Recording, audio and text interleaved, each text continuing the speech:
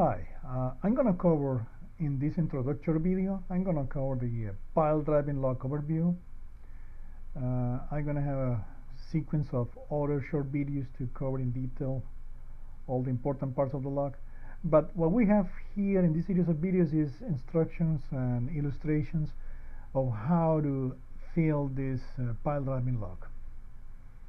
The pile driving log for FDOT is actually a workbook that consists of several individual spreadsheets, as you see here.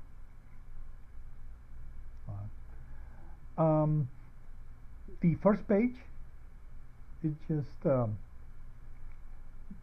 pile driving log basic information. When you input for every individual pile, the project number, dates of driven station, information about the bend piers, pile sizes, hammer being used, etc.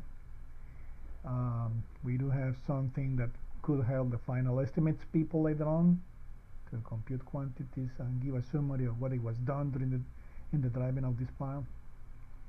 We also have some survey information and elevations of the end of the pile that are very important and needed to document how the pile looks like at the end. In a sense, is basically what we used to have in the handwritten version of the pile driving log before. This time we have an electronic form that is supposed to be used with the construction specifications and projects that use e-construction or electronic construction recording. In addition, we have added some very useful fields that we have found are necessary to document, for example, what happens in several dates if the pile has been driven through several dates. We also have added some additional input that we have found very useful in recent years.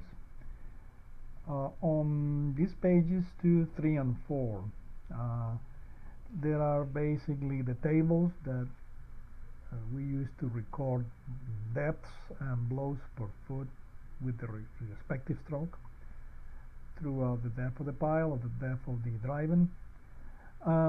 If the pile is very long, then we may need to use page 3 to continue all the driving, or in some string cases we may even use page 4. But for most of the cases, the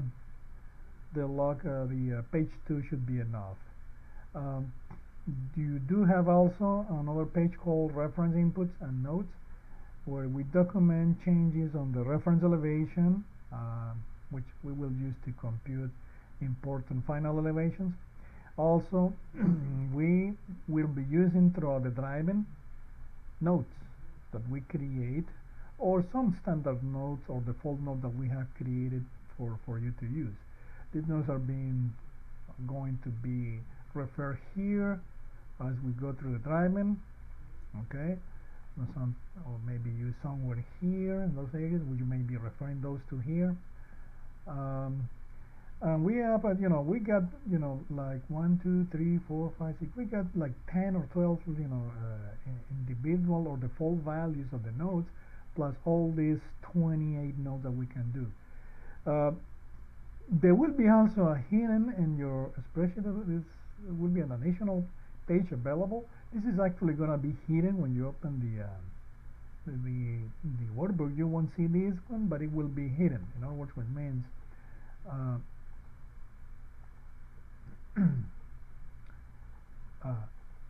basically this is what you're going to see. But if you ever need to refer to additional nodes, you're going to click unhide, and that page will be activated.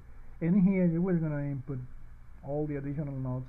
So in total you can have up to 66 nodes plus the first 10 to 12 standard nodes.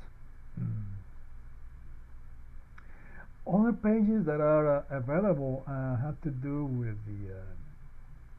the survey sketch, which is actually explaining how the formulas to compute these elevations here are being used. Okay. In addition, there is a page that shows instruction on how to convert this Excel workbook into a PDF file. Let me go back and hide that again. There is a final form, or which very minimum input is going to give you a graphical sketch of how the pile looks like at the end, and it's going to need only one input from you. We will cover that later on. This is pretty much it, what we have for the as an overview. Thank you very much for watching. Please follow with the next videos to go in detail through the instructions on this page.